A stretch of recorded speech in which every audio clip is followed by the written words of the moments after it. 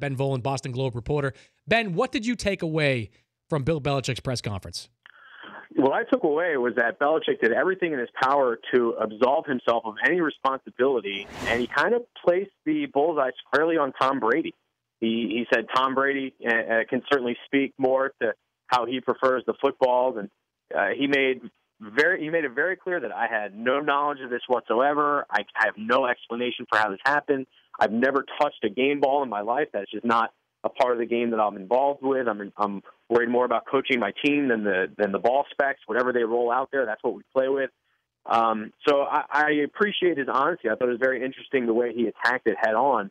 That said, for a guy who's the CEO of the team and essentially knows everything that's going on in the building, it's not like he stood up and said, hey, the buck stops with me. He tried to absolve himself of all responsibility and place a lot of it squarely on Tom Brady, who wasn't supposed to speak until tomorrow, but now has a press conference at 4 p.m. today. What didn't Bill Belichick answer that you would have liked him to answer?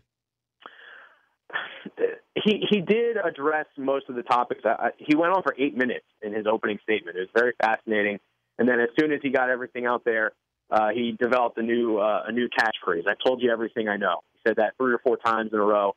And you can guarantee that will be his on to Cincinnati next week at the Super Bowl media availabilities. He's just going to say, I've told you everything I know. I've already made my statement. So I don't think necessarily there are any questions that he left unanswered. I would just love to know, really, you don't have any involvement whatsoever with the game football. You have zero idea what Tom Brady likes to do to the football. A little that does seem implausible. I'd say, if nothing else, it's probably willful ignorance. He probably doesn't know what Tom Brady does to the football, but just, hey, see no evil, hear no evil. What's the smoking gun in all this, Ben? What's the thing that would pretty much bury the Patriots that could be reported? I would say if and when it comes out that all the balls were inspected before the game for both sides, and they were found to be legal, and then at halftime, they tested the Colts footballs, and those were all within specifications. If the Colts footballs didn't change, that negates any possibility that it was weather-related or just something out of the Patriots' control, and that this was a deliberate, orchestrated effort by the Patriots to deflate their footballs. Do you believe Belichick? Again, I think I do. I think I believe, for the most part, that this was not under his realm of expertise, and that this is something that Tom Brady probably does on his own. But like I said, it might be willful ignorance. I think he understands that players like to doctor the football to their liking, and, hey, just don't tell me what you're doing. What do you expect to hear from Brady today?